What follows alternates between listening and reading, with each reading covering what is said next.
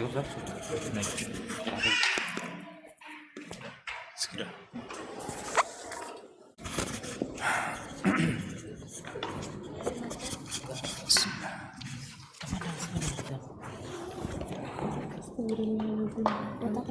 Assalamualaikum warahmatullahi wabarakatuh.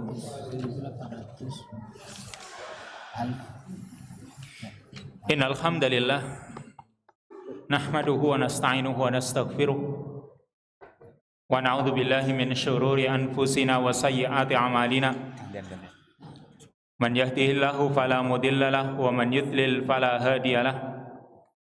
Asyhadu an la ilaha illallah wahdahu la syarikalah wa asyhadu anna Muhammadan abduhu wa rasuluh wa safiyuhu wa khaliluh wa khiratuhu min khalqihi wa aminuhu ala wahyih.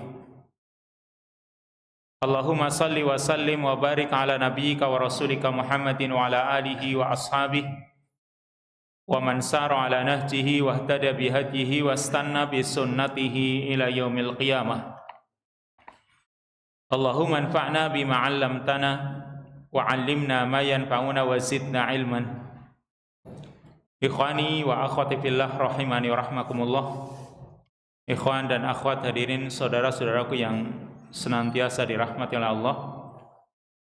Alhamdulillah pada kesempatan yang baik ini kita bisa melanjutkan kembali masih dari kitab Riyadhus Shalihin yang juga masih pembahasannya dalam Kitabul Mansurat wal Malah. Kita baca pada malam hari ini hadis yang ke 1852. Nah, Iqra.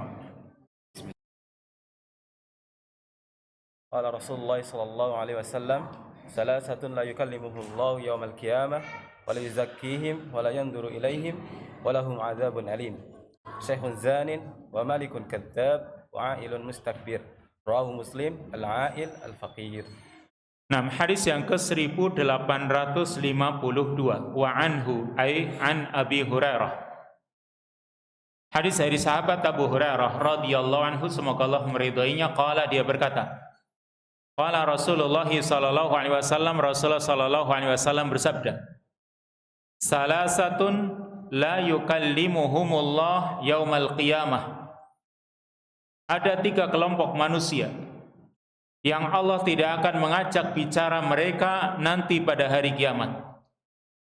Wala yuzakkihim, Allah tidak mensucikan mereka. Wala yanzuru ilaihim, serta Allah tidak memandangi mereka. Walahum adzabun alim, serta mereka akan mendapatkan azab yang pedih. 3 kelompok itu yaitu syekhun zanin, orang tua yang berzina, wa malikun kadzdzab, seorang raja yang dusta, wa ailun mustakbir, seorang yang fakir, seorang yang miskin, yang sombong. Rawahu Muslim, hadis riwayat Imam Muslim. Al-ail ai bermakna al-fakir. Ya, ail adalah artinya orang yang fakir. Perhatikan di sini hadis yang mulia ini sebenarnya telah dijelaskan di hadis sebelumnya tentang 3 kelompok orang pula yang mukadimahnya sama, ya, di hadis nomor 1835. Berarti sekitar 20 hadis sebelumnya, ya, tentang makna 3 kelompok manusia, cuma berbeda orangnya. Tapi makna la yukallimuhumullah, Allah tidak mengajak bicara mereka. Maksudnya mengajak bicara mereka dengan pembicaraan yang sifatnya ridho. Ya, Allah tidak mengajak bicara dengan pembicaraan yang penuh dengan keridhaan atau pembicaraan yang sifatnya memuliakan. Kalau berbicara dengan mereka yang sifatnya membodoh-bodohkan, iya. Tapi kalau mengajak bicara mereka yang sifatnya memuliakan mereka, tidak ini. Jadi di sini pertama, Allah tidak mengajak bicara mereka. Tadi mencela mereka, iya. Tapi kalau mengajak bicara yang sifatnya untuk adanya keridhaan dari Allah, itu tidak. Kemudian wala yuzakkihim, Allah juga tidak mensucikan mereka. Maksudnya Allah tidak membersihkan mereka dari dosa-dosa. Wala yanzuru ilaihim, Allah juga tidak memandangi mereka, sama dengan mengajak bicara. Memandangi mereka juga dengan pandangan yang penuh dengan keridhaan atau pandangan yang penuh dengan rahmat. Allah tidak memandangi mereka. Serta ancaman yang keempat, walahum adzabun alim, mereka akan mendapatkan azab yang pedih. Jelas ini ada 4 ancaman yang bertumpuk yang menunjukkan bahwasanya ini adalah perkara yang dikatakan kabirah min kabairi dzunub, termasuk dosa besar. Apalagi ancamannya bukan cuma 1, tapi 4 ancaman di sini. Yaitu 3 kelompok manusia. Yang pertama, syekhun zanin, orang tua yang berzina. Atau di dalam riwayat yang lain, usyaimitun zanin. Artinya sama, usyaimit itu cuma orang tua yang sudah beruban, ya. Orang yang sudah ada tanda tua di kepalanya, yaitu berupa uban. Ini tanda tua. Yang kalau kita merasa kita itu sudah muncul ubannya, berarti kita merasa diri kita itu mulai melemah. Karena rambut itu tidak bisa dibohongi. Rambutnya mulai putih, berarti dia sudah mulai melemah. Orang ketika umurnya 40 tahun ke atas, yang tadinya dia masih segar, ternyata kadang penyakit itu datang, penyakit ini, penyakit itu, kan gitu. Mulai banyak fungsi tubuh yang sudah mulai melemah. Kita sering lihat kalau sekarang orang ketika punya mesin, baru jalan mesinnya atau baru dijalankan mesinnya karena baru keluar dari pabrik mungkin, tapi lama-kelamaan ketika berjalan, lama-lama juga haus, kan gitu. Ada kadarnya, seperti itulah manusia. Manusia juga seperti itu. Makanya kalau sekarang orang ketika sudah diberi tanda-tanda oleh Allah Subhanahu wa taala, dengan tanda-tanda kalau dirinya itu sudah tua, pandangan sudah mulai kabur, pendengaran juga begitu, ya. Kemudian rambut sudah mulai beruban, itu sebenarnya harusnya menjadi tanda bagi dia untuk bisa sadar bahwa dirinya akan pergi meninggalkan dunia ini. Apalagi kalau orang umurnya sudah 60 tahun. Ada hadis yang sudah sering kita baca. Itu Nabi SAW mengatakan, a'dzarallahu ila mri'in akhara ajalahu hatta ballaghahu sittina sana. Allah Subhanahu wa taala sudah tidak lagi menerima udzur, ya, kepada seseorang yang Allah sudah tunda umurnya sampai Allah sampaikan umurnya 60 tahun. Hatta ballaghahu sittina sana. Kalau Allah sudah sampaikan umurnya 60 tahun kok dia nggak sadar-sadar, ini kebangetan. 60 tahun masih mainan burung merpati, terus nggak pernah mau ingat sholat. Terus mau kapan ini? Ya, nggak pernah ingat masjid, terus kapan? Dia muslim misalnya. Kapan coba? Karena Pak, sudah 60 tahun lebih. Makanya seharusnya ketika orang yang sudah berumur yang tua, di sini katakan syekh, berarti orang itu sudah tua. Seharusnya dorongan untuk melakukan maksiat, yaitu berzina, itu harusnya juga sudah melemah. Ya, tapi di sini malah orang tua itu melakukan dosa. Berarti kenapa? Berarti karena kejelekan itu sudah tertanam pada dirinya, dan ini berat. Ya, kalau anak muda berzina, mungkin dorongan nafsu syahwatnya kuat, ya, dan dirinya juga masih kuat, fisiknya masih kuat. Tapi ini orang tua, ya, dia sudah mulai melemah, tapi kok masih mau melakukan perbuatan zina, berarti kata para ulama, ini perbuatan dosa atau nafsunya memang sudah tertanam pada dirinya tersebut. Dan ini tadi, ini perkara yang berat. Karena kejelekan sudah tertanam pada dirinya. Waliyadzubillah. Demikian pula yang kedua. Wa malikun kadzdzab, seorang raja yang berdusta. Yang namanya raja berarti kan dia punya kekuasaan. Apalagi yang namanya raja itu kan biasanya nggak ada atasan. Kalau presiden mungkin ada yang sejajar barangkali, meskipun orang banyak. Kalau di kita kan mungkin ada DPR, MPR, ya, ada yang lain juga yang setara presiden kan ada. Meskipun dia eksekutif, tapi yang lain juga banyak kan gitu, yang setara gitu, yang punya kedudukan yang sama. Tapi sekarang kalau raja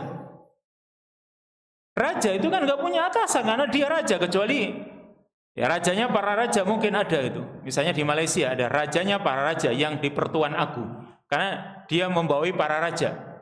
Tapi sekarang dia yang di Pertuan Agung ini ya, dia nggak punya atasan lagi. Nah, sekarang yang dimaksud raja di sini juga sama. Ini raja punya kekuasaan yang mutlak, tidak ada pengawas baginya. Ya kecuali Allah Subhanahu wa taala. Maka sebenarnya seorang raja itu nggak butuh dusta gitu. Karena dia punya kekuatan. Seandainya kalau orang itu berdusta itu karena biasanya lemah. Orang berdusta itu karena dia lemah, butuh kekuatan, makanya dia berdusta. Nah sekarang seorang raja, dia punya kekuatan, kok masih mau berdusta, berarti itu tadi, bahwa kejelekan juga sudah tertanam pada dirinya. Dia kekuasaannya besar kok masih mau berdusta. Kalau berdusta itu biasanya karena dia lemah. Orang berdusta, Nabi Ibrahim saja, dia berdusta meskipun itu adalah bentuknya bukan dusta. Kan ketika Nabi Ibrahim disuruh untuk meminta syafaat kepada Allah Subhanahu wa taala, dia angkat tangan. Dia mengaku kalau dirinya telah berdusta dengan 3 kali dusta. Salah satunya ketika dia ditanya, ya, man fa'ala hadza ya Ibrahim, siapa yang telah melakukan perbuatan ini wahai Ibrahim, yang telah menghancurkan patung-patung ini? Kata dia, fa'alahu kabiruhum hadza, yang melakukan ya, yang melakukan penghancuran patung-patung ini kabiruhum hadza, yaitu yang paling besar. Ini tangannya menuju ke sana, tangan sininya menuju ke dirinya, karena memang dirinya kan. Fa'alahu kabiruhum hadza, ini ke sini, padahal maksudnya saya kan itu. Ya, dia berdusta dalam hal ini karena yang besar itu memang dirinya. Tapi kenapa dia berdusta seperti itu? Karena dia lemah kan itu, dalam rangka melindungi dirinya. Karena kalau dia ngaku saya misalnya, ya hancurlah dia, kan begitu. Berarti pada dasarnya orang itu ketika berdusta ya karena sebab dia lemah. Nah sekarang seorang raja, dia punya kekuasaan yang besar mutlak bahkan ya, kecuali Allah Subhanahu wa taala, dialah yang menjadi atasannya. Tapi ini tidak ada batasan kekuasaan, ternyata dia masih berdusta. Berarti memang tadi karena kejelekan sudah tertanam pada dirinya. Dan yang ketiga, wa'ailun mustakbir, seorang yang fakir, seorang yang miskin tapi sombong. Orang miskin sombong, kalau kaya barangkali ya ada yang disombongkan, meskipun wajar atau enggak wajar. Orang kaya sombong. Wajar. Ya, sebenarnya yang disombongkan apa sih? Wong itu juga titipan dari Allah. Tapi masih ada alasan barangkali untuk dia menyombongkan diri. Kenapa? Ada yang dia banggakan itu. Sedangkan ini orang fakir, apa yang mau dia sombongkan? Kalau orang kaya bisa saja dia melampaui batas, karena Allah sendiri mengatakan kalla innal insana la yadgha ar-ra'ahu istaghna dalam surat Al-Alaq. Kalla innal insana la yadgha, sekali-kali tidak, sesungguhnya manusia itu benar-benar akan melampaui batas. Kenapa dia melampaui batas? Ar-ra'ahu istaghna, karena dia merasa ya, dia melihat dirinya itu kaya gitu. Merasa dirinya itu kaya, maka dia melampaui batas. Dan ini kadang masih dikatakan wajar, ada yang dia sombongkan. Tapi kalau miskin, apa yang mau dia banggakan? Makanya di sini ketiga kelompok ini dikatakan ada ancaman berat. Kalau kita masuk ke dalam salah satunya, ini terutama yang paling akhir ini, udah miskin sombong lagi. Sombong itu berarti kan batarul haq wa ghamtun nas, menolak kebenaran dan menghina atau merendahkan manusia. Maka semoga kita tidak masuk dalam hal ini. Atau orang tua yang masih mau melakukan perbuatan zina. Ini juga waliyadzubillah. Ketiga-tiganya kita mohon perlindungan kepada Allah Subhanahu wa taala darinya. Maka inti dari hadis ini yaitu bahwa ketiga perkara ini adalah termasuk dosa besar karena adanya ancaman. Lalu yang kedua, ketika perbuatan maksiat terjadi pada orang yang pendorong maksiat itu sebenarnya kecil, terjadi pada seorang yang pendorong maksiatnya itu kecil, berarti memang wataknya dia untuk melakukan maksiat. Kejelekan sudah tertanam pada dirinya. Lanjut hadis yang ke-1853. Wa anhu radhiyallahu anhu qala Rasulullah sallallahu alaihi wasallam sayhanu wa jayhanu wal furat wan nilu kullun min anharil jannah. Rawahu Muslim. Hadis yang ke-1853 wa anhu ay an Abi Hurairah radhiyallahu anhu. Hadis dari sahabat Abu Hurairah radhiyallahu anhu qala, dia berkata, qala Rasulullah sallallahu alaihi wasallam, Rasulullah sallallahu alaihi wasallam bersabda, sayhanu wa jayhanu wal furatu wan nilu kullun min anharil jannah. 4 sungai di sini, yaitu pertama Sayhan, sungai Sayhan, wa jayhan, yang kedua Jayhan. Lalu yang ketiga wal furat, Al-Furat yaitu Eufrat yang terkenal ya. Wan Nil, lalu satu lagi An-Nil, sungai Nil. Kata Nabi, kullun min anharil jannah, masing-masing adalah termasuk sungai ya yang berasal dari surga. Min anharil jannah, termasuk dari sungai-sungai surga. Pertama di sini Sayhan, ini sungai Sayhan, sungai yang ada di daerah Turki. Yang panjangnya kata para peneliti itu sekitar 560 km. Panjang enggak? Ya, masih panjang daripada Bengawan Solo ya. Kemudian sungai yang kedua Jayhan, ini ada di Asia Tengah. Ada beberapa negara yang dilaluinya, ada Afghanistan, Tajikistan.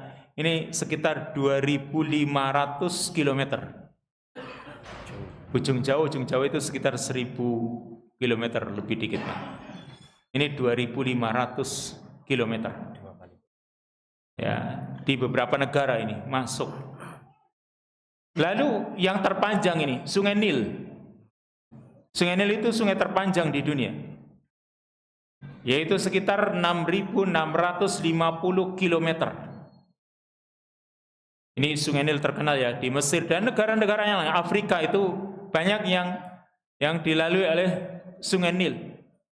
Yang sungai ini sangat bermanfaat terutama untuk pertanian. Lalu satu lagi sungai Al-Furat atau Eufrat. Ini juga ada di daerah Turki, Suriah, negara Irak. Ini juga panjang sungainya sekitar 2.780 km. Dan ini termasuk sungai yang masuk pada peradaban kuno ya. Yang sungai Al-Furat ini disebutkan dalam riwayat Bukhari dan Muslim. Beliau mengatakan yushikul furat an yahsura an jabalin min dahab faman hadarahu fala ya'khud minhu syai'ah. Kata Nabi SAW, hampir saja atau sudah hampir dekat waktunya sungai Al-Furat atau Eufrat itu menyingkap sebuah gunung emas. Ini Nabi mengatakan di zaman beliau sudah dekat waktunya. Sungai Eufrat itu akan menyingkap gunung ya yang berupa min dahabin, emas. Kata Nabi, faman hadarahu fala ya'khud minhu syai'a. Barang siapa yang mendatanginya, menghadirinya, maka janganlah dia mengambil sedikit pun darinya. Karena ini akan menjadi perebutan manusia, terutama orang-orang kafir. Kalau kita sebagai seorang muslim, kata Nabi SAW, jangan kamu ambil.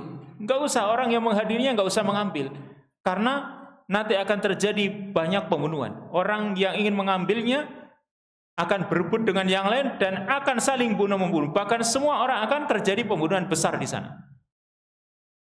Ini 4 sungai ya yang dikatakan oleh Nabi SAW, kullun min anharil jannah. Masing-masing itu adalah termasuk sungainya surga.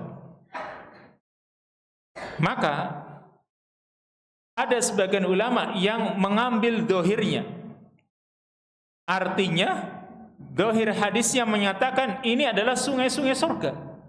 Berarti ya kita yakini, ya, kita yakini bahwasanya sungai ini berasal dari surga begitu. Cuma kata para ulama, ketika kita sudah meyakini bahwa sungai-sungai ini berasal dari surga, tapi yang namanya sungai-sungai dari surga ketika sudah turun ke bumi, seperti dikatakan oleh Syekh Muhammad bin Shalih Al-Utsaimin rahimahullah, ketika sungai-sungai ini sudah turun ke bumi, maka hukumnya seperti sungai-sungai dunia gitu. Betul, kita akui itu dari surga, tapi ketika dari surga kemudian sudah turun ke bumi, maka hukumnya sama seperti sungai yang lain. Bukan berarti, oh ini kalau dari surga, kita itu kalau di sana berarti kita di surga. Bukan seperti itu. Ya. Ini sungai berasal dari surga, cuma karena dia sudah di dunia, ya hukumnya sama seperti sungai-sungai yang ada di dunia. Sebagaimana kita misalnya menyatakan air sungai, airnya suci. Ya kita katakan suci untuk bisa kita gunakan untuk bersuci, kan begitu. Ini menurut pendapat yang rajih, meskipun juga ada yang berpendapat lain.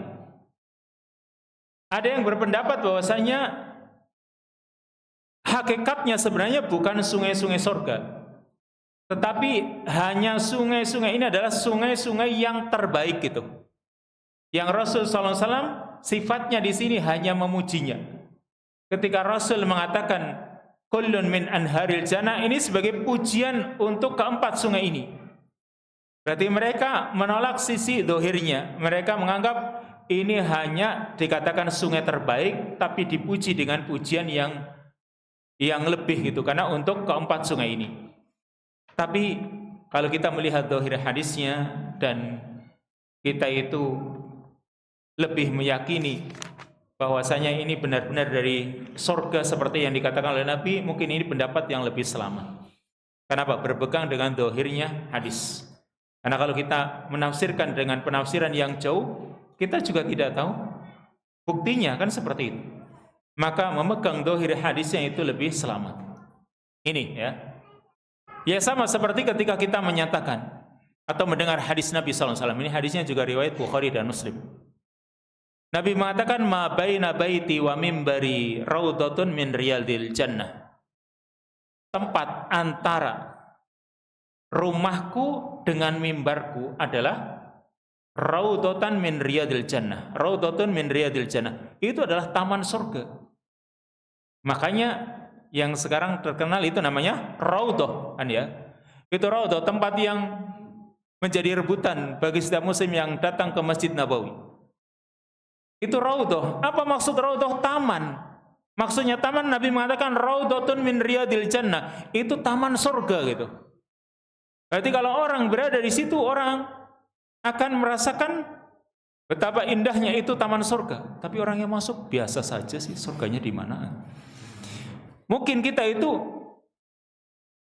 ketika menyadarinya mungkin secara dohirnya saja begitu.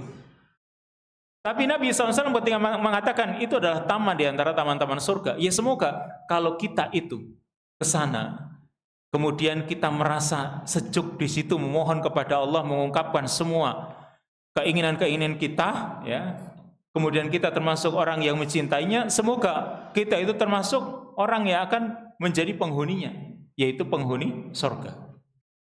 Yang jelas itu taman surga yang kita dianjurkan kalau berada di situ untuk melakukan ibadah-ibadah yang sudah disyariatkan seperti salat dan juga berdoa atau ibadah-ibadah yang lain. Kalau memang waktunya mencukupi, karena biasanya dibatasi.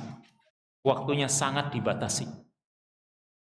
Makanya orang berusaha memanfaatkan kalau memang dia diberi kesempatan untuk bisa masuk, karena itu adalah raudhatun min riyadil jannah, taman surga. Nah, sekarang sama. Itu keempat sungai ini, Sayhan, Jaihan, Eufrat dan Nil, itu kata Nabi min anharil jannah, termasuk sungai-sungainya surga. Ya sudah kita pahami secara zahir bahwasanya itu adalah sungai surga. Adapun tentang rahasianya Allah yang Maha tahu. Sehingga kesimpulan dari hadis ini, pertama, yukhadu hadzal hadis ala dhahiri. Hadis ini diartikan secara dhahir. Karena itu fal amru ala haqiqatihi. Kita yakini secara hakikatnya bahwasanya keempat sungai ini termasuk sungainya surga. Tapi wallahu a'lamu bi asrarihi fi khalqihi. Allah yang Maha tahu tentang rahasia-rahasia yang ada pada makhluknya. Kan sungainya itu biasa saja kan gitu. Tapi mungkin ada rahasia-rahasia yang hanya Allah saja yang Maha tahu. Yang kedua, al-jannatu makhluqatun mawjudatun. Surga itu adalah makhluk dan mawjudah, sudah ada. Dan ini adalah akidah Ahlussunnah wal Jamaah ketika meyakini tentang surga dan juga neraka. Akidah Ahlussunnah wal Jamaah mengatakan annal jannata wan nar huma makhluqatani mawjudatani la tafniyan. Bahwa surga dan neraka itu adalah keduanya sama-sama makhluk, yaitu diciptakan oleh Allah. Mawjudatani, keduanya sudah ada. Surga dan neraka itu sudah ada.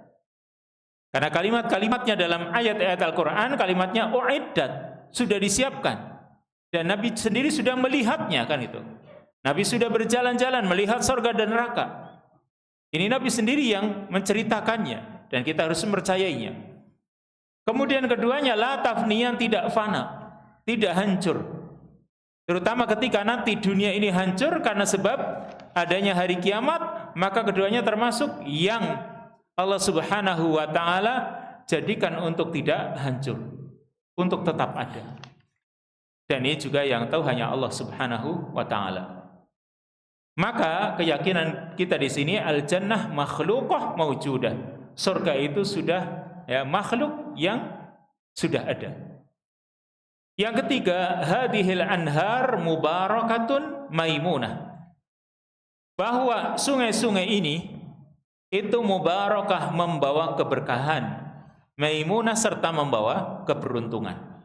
Ini sungai-sungai yang membawa keberkahan dan juga ada keberuntungan tersendiri, terutama bagi orang yang mau memanfaatkannya. Yang keempat, yang terakhir, isyarah nabawiyah annal imana ya'ummul ardal lati tajri fiha fayuslimu mu'dhamu ahliha. Hadis ini sebagai isyarat dari Nabi SAW bahwa keimanan itu ya'ummul ardh, akan merata di muka bumi ini, allati tajri fiha, yang mengalir di bumi ini keimanan, fayuslimu mu'dhamu ahliha, sehingga sebagian besar penduduk bumi ini akan masuk Islam. Karena sungai-sungai dari surga saja itu mengalir kemana-mana. Maka demikian pula yang namanya keimanan. Keimanan juga akan mengalir kemana-mana, meskipun tetap saja kebanyakan manusia itu banyak yang kafirnya dibanding yang muslim. Karena itu juga ada nas-nas yang lain dari Allah Subhanahu wa ta'ala tentang kebanyakan manusia. Lanjut, hadis yang ke-1854. Wa anhu qala akhadha Rasulullah sallallahu alaihi wasallam bi yadi faqala khalaqallahu turbata yawm as-sabti wa khalaqa fiha al-jibala yawm al-ahadi wa khalaqa ash-shajara yawm al-ithnain wa khalaqa al-makruha yawm as-thulatha'i wa khalaqa an-nura yawm al-arbi'i wa batha fiha ad-dawaba yawm al-khamisi wa khalaqa Adam sallallahu alaihi wasallam ba'da al-'asri min yawm al-jum'ati fi akhir al-khalqi fi akhir sa'atin min an-nahari fi ma baina al-'asri ila al-lail. Rawahu Muslim. Hadis yang ke-1854. Wa anhu ay an Abi Hurairah. Hadis dari sahabat Abu Hurairah, qala, dia berkata, akhadha Rasulullah sallallahu alaihi wasallam biyadi. Rasulullah sallallahu alaihi wasallam memegang tanganku. Maksudnya supaya Abu Hurairah itu perhatian. Dipegang tangannya, mau disampaikan ilmu kepadanya supaya dia lebih perhatian, fokus. Faqala, Nabi bersabda, khalaqallahu turbata yaumas sabti. Allah ciptakan tanah di hari Sabtu. Ini pertama hari Sabtu. Wa khalaqa fihal jibal yaumal ahad, dan Allah ciptakan di tanah atau di bumi, Allah ciptakan gunung-gunung yaumal ahad, di hari Ahad, hari kedua nih.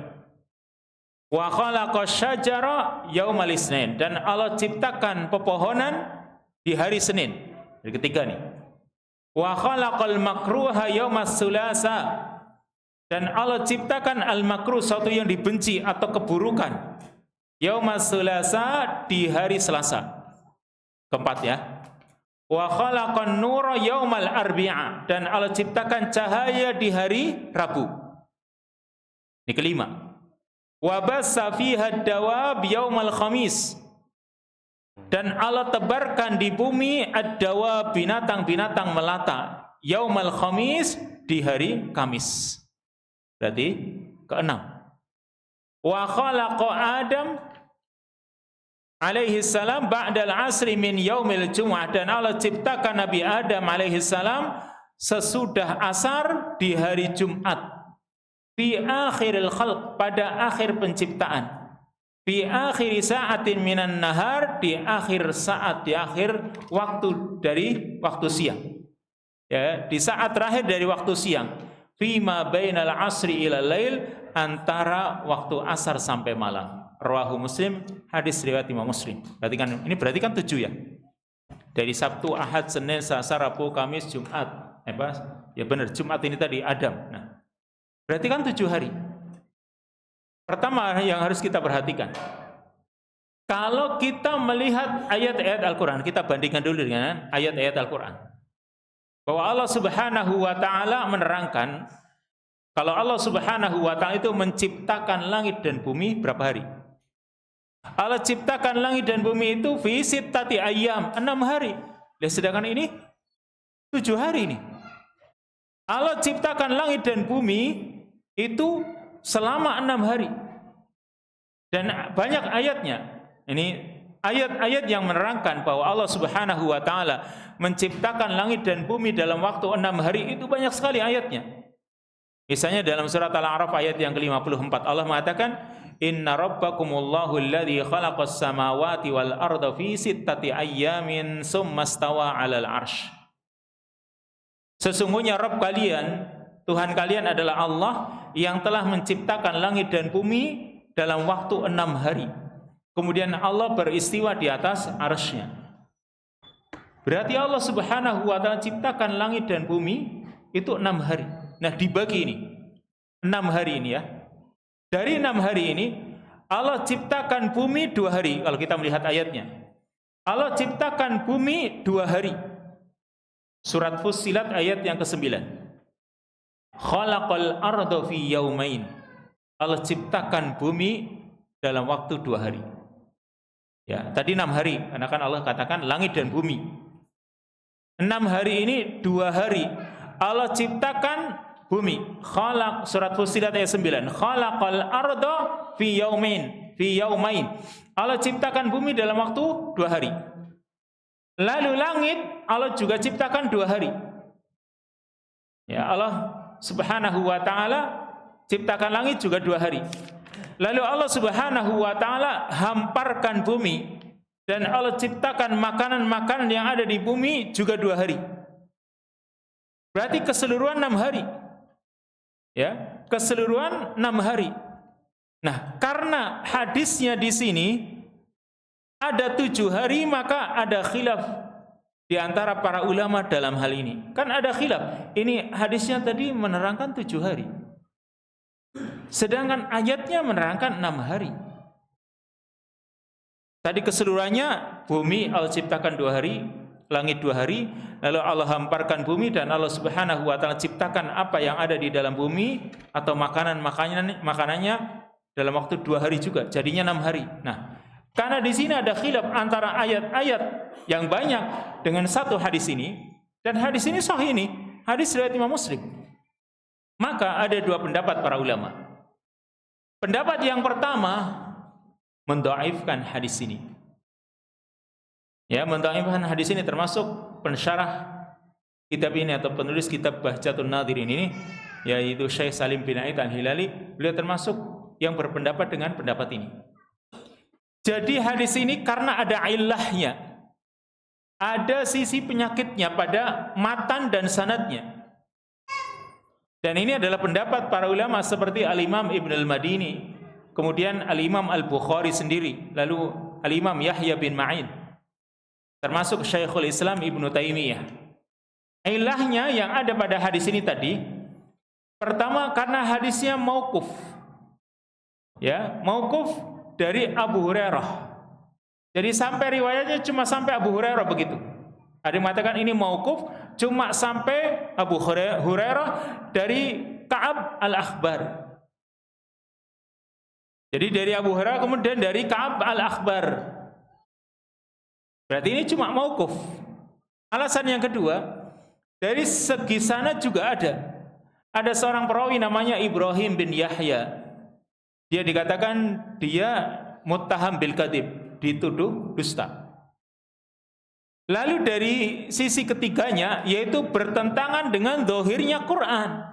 Sehingga pendapat pertama mereka mendhaifkan hadis ini, bertentangan dengan nas Quran. Ini pendapat yang pertama.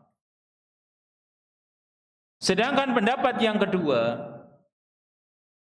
pendapat yang mensahihkan hadis ini, karena ini hadis riwayat Imam Muslim. Jadi mensahihkan hadis ini juga berdasarkan pensahihan Imam Muslim. Kita tahu hadis-hadis riwayat Bukhari dan Muslim itu hadis-hadis yang sahih kan gitu. Sanad dan matanya tidak masalah menurut yang mensahihkan hadis ini. Tapi perhatikan kesimpulannya Syekh Al-Albani rahimahullahu taala. Beliau menggabungkan di sini karena zahir ayatnya 6 hari. Lalu hadis-hadisnya tadi 7 hari nih. Tadi penciptaan bumi atau tanah hari Sabtu. Lalu gunung-gunung hari Ahad. Pepohonan hari Senin. Terus keburukan-keburukan di bumi hari Selasa.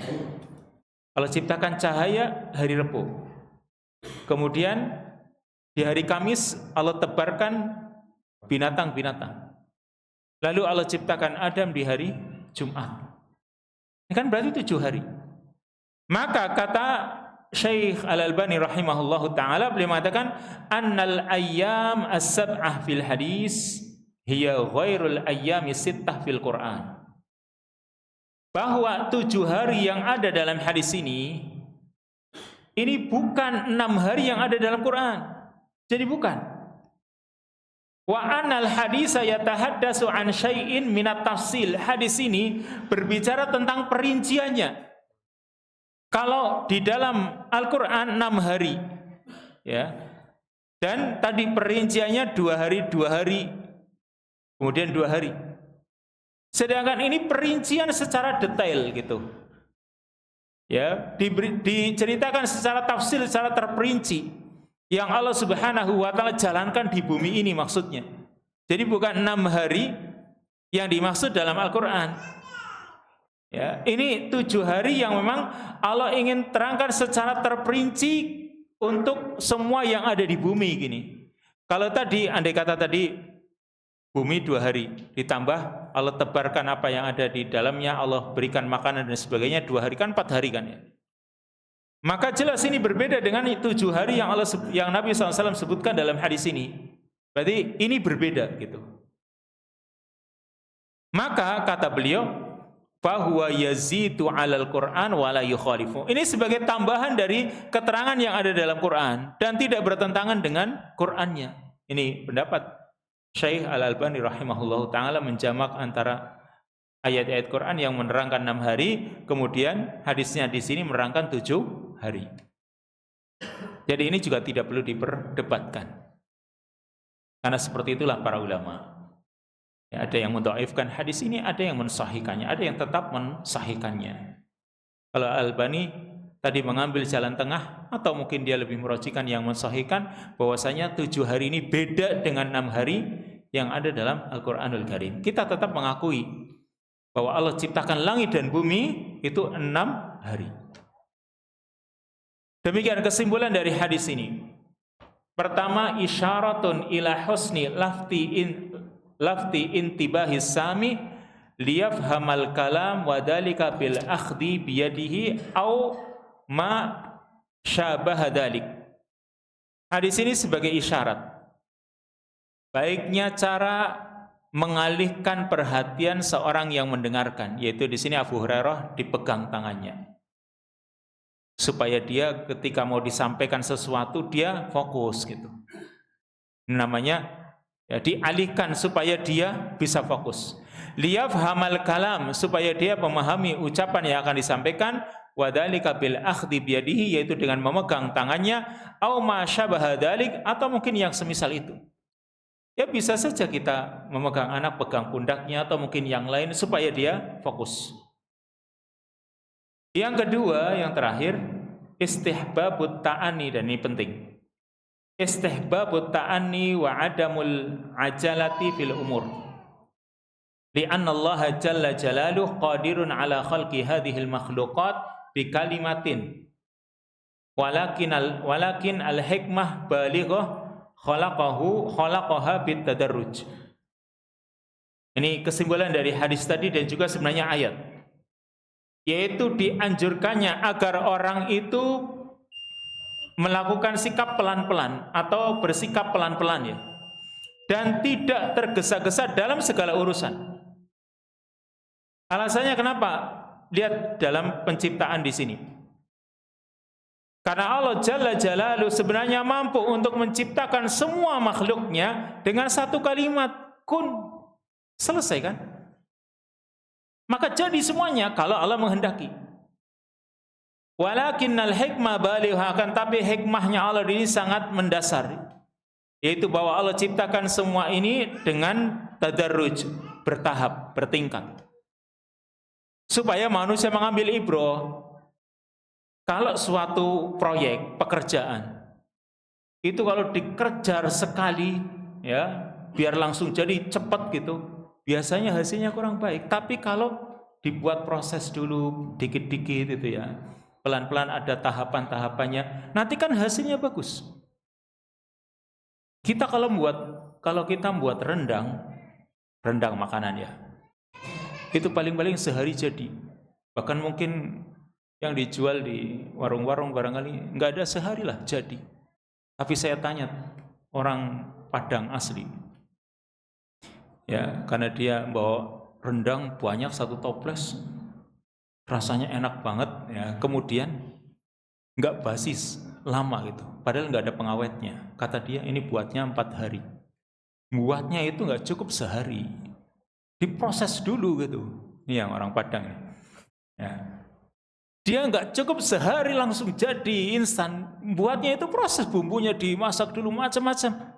Jadi proses, ternyata hasilnya bagus gitu, nggak buru-buru. Dan semua juga begitu, pekerjaan-pekerjaan yang lain kalau sifatnya buru-buru hasilnya nggak bagus. Tapi kalau ada bertahap gitu, kalau bertahap semuanya lah apapun, ya, ini juga kita mengambil ibrah. Allah Subhanahu wa Ta'ala mampu menciptakan langit dan bumi sekali jadi, dengan Allah katakan kun, jadi semuanya. Tapi Allah ingin memberikan pelajaran kepada kita. Allah ciptakan langit dan bumi dalam waktu 6 hari. Supaya, Allah aja menciptakan butuh tahapan. Maka kita sebagai makhluknya kalau membuat sesuatu juga pakai tahapan, biar hasilnya lebih baik. Lanjut, hadis yang ke-1855. Wa an Abi Sulaiman Khalid ibn al-Walid radhiyallahu anhu qala laqad inqata'at fi yadi yawma Mu'tah 9 asyaf wa ma baqiya fi yadi ila safihatun yamaniyatun, rawahul Bukhari. Nah, hadis yang ke-1855. Wa an Abi Sulaiman Khalid ibn al-Walid radhiyallahu anhu, hadis dari sahabat Abu Sulaiman, yaitu seorang yang terkenal namanya Khalid ibn al-Walid radhiyallahu anhu, qala, dia menuturkan, laqad inqata'at fi yadi yauma Mu'tah 9 asyaf. Sungguh telah terpotong, sungguh telah patah di tanganku di hari perang Mu'tah 9 asyaf, sebanyak 9 pedang. fama baqiya fi yadi illa safihatun yamaniyah. Lalu tidak tersisa di tanganku kecuali pedang Yamaniyah. Jadi pedangnya masih utuh nih, pedang Yamaniyah, ya mungkin ya ada sedikit tergores atau mungkin yang lain. Tapi ini masih tersisa pedang Yamaniyah. Dan dia sudah mematahkan 9 pedang. Rawahul Bukhari, hadis ini diriwayatkan oleh Al-Imam Al-Bukhari. Ini hadis menceritakan tentang seorang sahabat ini. Sahabat yang masyhur yaitu Khalid ibn Walid, yang dijuluki dengan julukan Saifullah atau Saifullahil Maslul, pedangnya Allah yang terhunus. Dan ada yang menamai Saiful Islam, pedang Islam, pedangnya Islam. Yang masuk Islamnya sahabat Khalid ibn Walid ini tidak di awal-awal keislaman. Ya, tidak di awal datangnya keislaman. Termasuk dia masuk Islamnya belakangan. Karena dia masuk Islam antara Fathu Makkah dan perjanjian Hudaybiyah. Ya, perjanjian Hudaybiyah sampai Fathu Makkah, ini antara itu. Berarti kan antara tahun ke-7 dan 8. Dia masuk Islamnya ya sebelum Fathu Makkah tapi sesudah perjanjian Hudaybiyah. Berarti kan sudah akhir-akhir. Kalau sudah tahun ke-7 Hijriyah, ini berarti kan Rasul sudah berdakwah di Mekah 13 tahun. Tambah 7 berarti sudah 20 tahun. Ya, tinggal Nabi SAW itu umurnya sampai tahun ke-11 ya tinggal 3,5 tahunan. Makanya dia masuk Islam itu termasuk belakangan. Tapi alhamdulillah, ya, dengan perantara dirinya Allah Subhanahu wa taala berikan kemenangan dan juga penaklukan yang banyak untuk kaum muslimin. Termasuk beliau punya andil yang besar dalam penaklukan 2 kerajaan besar dan kuat, yaitu Persia dan Romawi. Tapi sekalipun dia adalah panglima besar, nih, Khalid bin Walid ini seorang panglima besar dalam Islam, dia punya keinginan untuk mati di medan perang. Ya, dia punya keinginan untuk mati di medan perang, tapi karena ternyata yang namanya kematian yang tahu hanya Allah Subhanahu wa taala. Ya, orang kan nggak tahu tentang kematian dirinya kapan dan di mana. Ini sahabat Khalid bin Walid, dia punya keinginan matinya itu di medan perang karena dia seorang mujahid. Sejak sebelum masuk Islam dia, bahkan dia menjadi panglima perang yang menghancurkan kaum muslimin, mengalahkan kaum muslimin di perang Uhud. Tapi tadi yang tahu kematian seseorang hanyalah Allah Subhanahu wa taala. Sudah sebutkan di akhir surat Luqman. Wa ma tadri nafsum bi ayyi ardin tamut. Dan seorang jiwa itu tidak mengetahui di negeri mana dia akan mati. Di tempat mana dia akan mati, kita itu tidak ada yang tahu. Ternyata beliau meninggalnya di atas ranjangnya ini. Padahal keinginannya bisa mati di medan perang. Tapi Allah Subhanahu wa taala menghendaki lain. Dan tentang keberaniannya serta tentang kekuatan fisiknya dan juga otaknya. Ini salah satunya yang dia ceritakan ketika perang Mu'tah, ini diceritakan di sini. Laqadin qata'a fi yadi yauma Mu'tah. Ini perang Mu'tah, perang yang terjadi tahun ke-8 sesudah Fathu Makkah. Kalau Fathu Makkah di tahun ke-8 tapi bulan Ramadan. Sedangkan perang Mu'tah ini terjadi di bulan Safar. Jadi sebelum Fathu Makkah. Beliau dikatakan di sini atau beliau mengatakan mematahkan 9 pedang. Ini yang dilakukan oleh sahabat Khalid bin Walid. Dia patahkan 9 pedang. Yang ini menunjukkan apa? Sisi kekuatan dia. Dari segi fisiknya, dari segi mentalnya itu. Ya, dengan memukul pedang-pedang tersebut berarti memang dia mahir dalam berperang juga. Dan inilah keberanian sahabat Khalid bin Walid. Makanya musuh itu kalau mendengar kata-kata nama Khalid itu langsung lemah. Wah, Khalid ikut perang ini kan. Dalam Ma'rakah Qadisiyah dan juga perang-perang yang lain juga sudah terkenal gitu. Tapi bukan berarti sahabat ini tanpa celah. Ya, semua manusia ada sisi kelemahannya. Ketika ada perbedaan yang prinsip dengan sahabat Umar bin Khattab, terjadilah perbedaan yang prinsip, terutama karena Umar bin Khattab sebagai seorang khalifah, sehingga sahabat Khalid bin Walid juga diturunkan dari posisinya, jabatannya, terutama dari sebagai panglima, diturunkan. Dan dia tetap berjuang seperti biasa, bukan berarti kalau dari panglima diturunkan kemudian dia nggak mau lagi berjuang. Dia tetap berjuang di jalan Allah Subhanahu wa taala. Ya, tapi ada prinsip yang memang Umar bin Khattab ingin melakukannya. Bukan karena mendolimi, bukan. Ya, tapi karena ada hal yang memang harus dia lakukan. Terutama masalah-masalah yang namanya, ini kan bawahan ya. Bawahan, sedangkan Umar bin Khattab seorang khalifah. Ketika ada sisi ketidaktaatan, ya boleh-boleh saja diturunkan. Karena dia sebagai pemimpin, ini Umar bin Khattab sebagai khalifah. Bawahannya ada sisi ketidaktaatan kepadanya, nih kalau baca riwayatnya banyak sebenarnya.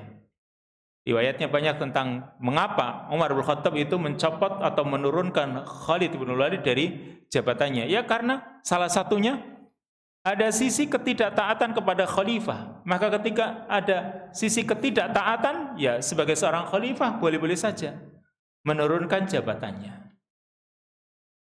Demikian dari hadis yang ke-1855 ini ada kesimpulan. Ada 3 kesimpulan. Yang pertama, syaja'atu Khalid bin Walid radhiyallahu anhu wa quwwatu ba'sihi. Tentang keberanian Khalid bin Walid dan juga kuatnya pukulan dia, serta wasabatuhu fi lajjatil hurub, fi lujjatil hurub, ya. Dan juga keteguhan dia ketika berada di medan perang. Karenanya Rasulullah SAW menjulukinya dengan julukan Saifullah al-Maslul, pedangnya Allah yang terhunus, selalu terhunus, siap sedia ini. Kama fi Abi Ubaidah radhiyallahu anhu inda Ahmad bi sanadin sahih, sebagaimana disebutkan dalam hadis yang diriwayatkan oleh sahabat Abu Ubaidah dalam riwayat Imam Ahmad dengan sanad yang sahih. Qala, kata sahabat Abu Ubaidah, sami'tu Rasulullah sallallahu alaihi wasallam yaqul, ya.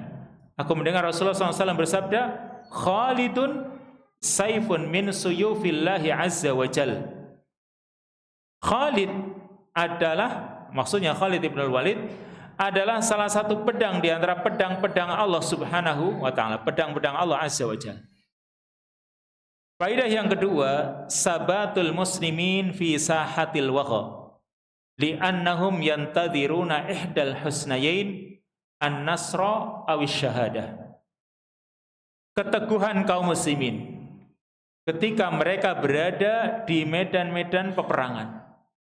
Artinya kaum muslimin yang namanya muslim itu ketika berada di medan perang yang harus tabah, harus teguh. Li'annahum yantadhiruna ihdal husnayain, karena mereka hanya menunggu salah satu dari 2 kebaikan, yaitu pertama an-nasru, pertolongan Allah, kemenangan, atau kalau tidak berarti asyahadah, kematian syahid. Jadi ini yang dinanti oleh kaum muslimin. Kalau nggak menang, yang mereka inginkan ya syahid, dan kedua-duanya adalah perkara yang dikatakan husna, perkara yang baik semuanya. Makanya tidak pantas bagi seorang muslim ketika berada di medan perang lalu lari dari medan perang. Maka itu termasuk ya dosa besar dan termasuk di antara 7 perkara yang membinasakan, yaitu wal firaru minaz zahfi, lari dari medan perang. Itu nanti membuat kaum muslimin yang lain juga akan merasa ketakutan. Yang terjadi adalah kekalahan kaum muslimin atau kematian bagi mereka kaum muslimin. Dan faedah yang terakhir, yang ketiga, kasratul qatla minar rum fi ma'rakati Mu'tah, wa illa laman qata'a fi yadi Khalid radhiyallahu anhu tis'atu asyaf. Hadis ini menunjukkan banyaknya orang-orang yang meninggal dunia dari kalangan Romawi pada perang Mu'tah. Ini perang Mu'tah, perang melawan Romawi. Dan buktinya adalah terpotong. Di tangannya Khalid ibn Walid ada 9 pedang yang terpotong, patah. Ini menunjukkan berarti yang mati itu banyak sekali. Dan ini salah satu dari kemenangan-kemenangan yang didapatkan oleh kaum muslimin, apalagi di zaman Umar. Kedua negara besar ini adik kuasanya waktu itu, Persia dan Romawi, bisa dikuasai. Ya memang Rasul SAW sudah mengisyaratkan hal itu, bahwa kata beliau, u'titul kanzain, aku akan diberi dua harta simpanan. Maksudnya al-ahmar wal abyad, yaitu merah dan putih. Merah itu berarti Persia dan putih itu berarti Romawi. Nabi sudah mengisyaratkan hal itu, dan itu diwujudkan oleh Allah Subhanahu wa taala di zaman Khalifah Umar ibn al-Khattab. Hadis berikutnya atau hadis yang ke-1856, insyaallah kita lanjutkan pada kesempatan yang akan datang biidznillah taala. Wassallallahu wasallam ala nabiyina Muhammad wa ala alihi wa sahbihi ajma'in. Subhanakallahumma wa bihamdika asyhadu an la ilaha illa anta astaghfiruka wa atubu ilaik. Wassalamualaikum warahmatullahi wabarakatuh.